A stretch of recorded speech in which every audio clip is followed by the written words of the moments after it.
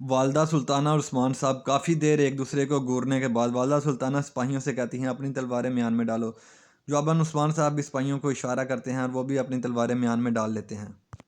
वालदा सुल्ताना उस्मान साहब से कहती हैं मैं आपसे लड़ने और झगड़ने नहीं आई। जिस पर उस्मान साहब कहते हैं फिर बताइए आप यहाँ पर क्यों आई। उस्मान साहब कहते हैं अगर आप हमारे खिलाफ नहीं तो ये महज एक तोहफ़ा है आपके लिए। वालदा सुल्ताना कहती हैं हम किसी बुरे इरादे के साथ नहीं आए, क्या हम अकेले में बात कर सकते हैं।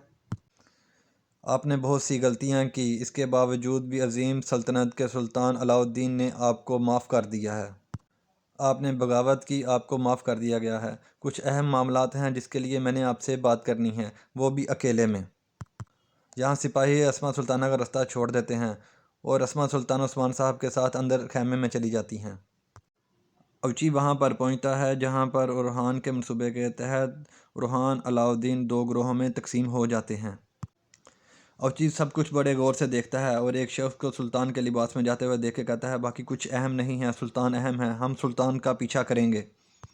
इसके साथ ही सब लोग घोड़े उस शख्स की तरफ दौड़ा देते हैं। काफ़ी दूर जाने के बाद वो शख्स घोड़ा रोक लेता है। इसको साथ ही अवची भी अपनी तलवार बेनियाम करके कहता है कि सुल्तान मसूद अब मैं तुम्हें नहीं छोड़ूंगा, अब मैं तुम्हें मार डालूंगा, मैं तुम्हें वालदा सुल्ताना के पास लेके जाऊंगा। ये कहते ही जब ओची उस शख्स के सामने जाता है तो वो देखता है कि वो सुल्तान मसूद नहीं बल्कि वो कुमराल अब्दाल होता है। इस पर कुमराल अब्दाल ओची से कहते हैं कि जो आपको नज़र आता है उससे धोखा नहीं खाना चाहिए।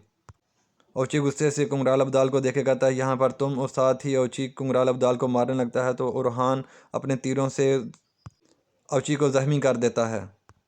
इस ज़बरदस्त तीरंदाजी में सलजोकी सिपाही मारे जाते हैं और ओची ज़ख्मी होकर ज़मीन पर गिर जाता है। और उरहान ओची की तरफ बढ़ते हुए कहता है कि क्या ओची साहब आपने सोचा कि ये इतना आसान होगा। इसके साथ ही वो मंजर दिखाया जाता है कि जहाँ पर उरहान अलाउद्दीन मसूद ने कुमराल अब्दाल के साथ मिलकर ये मंसूबा तैयार किया था और सुल्तान मसूद का लिबास कुमराल अब्दाल को पहना दिया था। इसके साथ ही ओची उरहान को कहता है तुम छोटे शैतान, तुमने मुझे बेवकूफ़ बनाया। ये कहते सारी ओची जब उठने लगता है तो उरहान उसको दबोच लेता है। उरहान ओची से कहता है तुम धोखे में आ गए, मरने के लिए इतने उचित ना हो, वक़्त आएगा कि जब तुम भी मारे जाओगे। ओची कहता है मैं सुल्तान के बगैर नहीं जाऊंगा। ये सुनते ही उरहान ओची के मुंह पर ज़ोरदार मुक्का मारता है और वहां से भाग जाता है। इसके साथ ही सुल्तान मसूद अलाउद्दीन के साथ आगे बढ़े होते हैं जो हिफाजत से अपनी मंजिल की तरफ जा रहे होते हैं। यहाँ काई कबीले के खेमे में सुल्ताना उस्मान साहब को एक फरमान देते हुए कहती हैं मैं आपको वो दे रही हूँ जो आपने खोया, जो फरमान में लिखा है वो बिल्कुल सच है, यानी शहर मैं आपको वापस लुटा रही हूँ। और उस्मान साहब कहते हैं कि इसका मतलब है कि आप यानी शहर मुझे दे रही हैं। और उस्मान साहब के पुकारने पर दो सिपाही वहाँ पर आते हैं और उस्मान साहब हसन के कंधे पे हाथ रख के कहते हैं हसन रख अब्दुर्रहमान आगा का बेटा। अब्दुर्रहमान आगा यानी शहर का एक ताजर, वो एक कुम्हार हैं, उनके चार बच्चे हैं।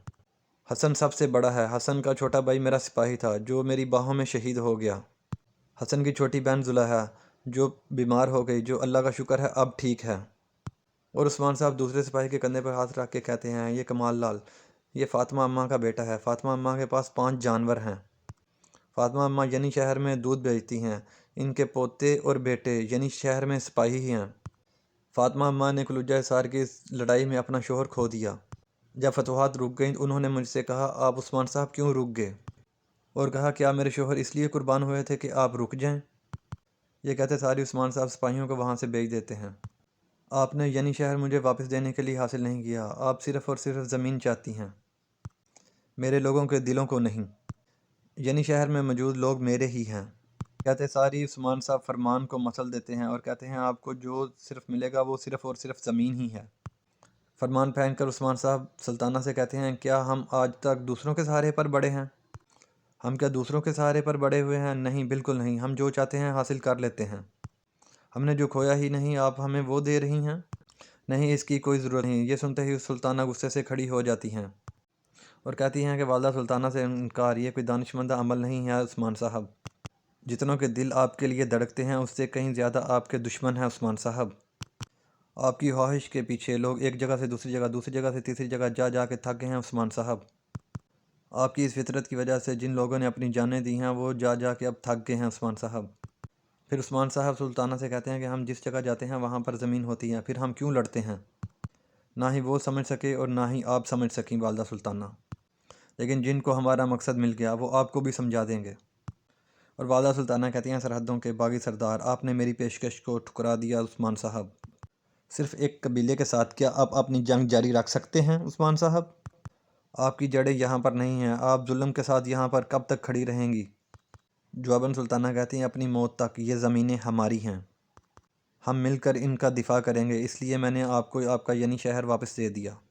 جیسے آپ کی مرضی۔ یہ مسئلہ بڑھ رہا ہے عثمان صاحب، کل گرمیان کے قبیلے، گرس کے قبیلے اور جاندار کے قبیلے کے سرداران کل دیوان میں اکٹھے ہوں گے اور آپ بھی آئیں گے۔ یہ کہہ کر سلطانہ جانے لگتی ہیں تو عثمان صاحب کہتے ہیں میں بھی آؤں گا سلطانہ، میں بھی ضرور آؤں گا وہاں پر۔